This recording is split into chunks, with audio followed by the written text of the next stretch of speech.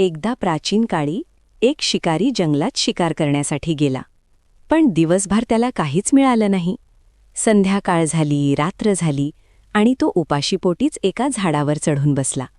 ते झाड होतं बेलाचं आणि त्या झाडाखाली होतं एक शिवलिंग. पण शिकाऱ्याला त्याची कल्पनाही नव्हती. रात्रभर जागरण करताना तो वेळ घालवण्यासाठी बेलाची पाने तोडत होता आणि ती थेट शिवलिंगावर पडत होती. योगायोग असा की त्या दिवशी होती महाशिवरात्री आणि बेलपत्र अर्पण करणे हे भगवान शिवांना अत्यंत प्रिय. तो उपाशी होता म्हणजे उपवास झाला, तो रात्रभर जागा होता म्हणजे जागरण झालं आणि नकळत त्याने केली शिवपूजा. जेव्हा त्याचा मृत्यू आला तेव्हा त्याला घ्यायला आले यमदूत. पण त्याच क्षणी आले भगवान शंकरांचे गण.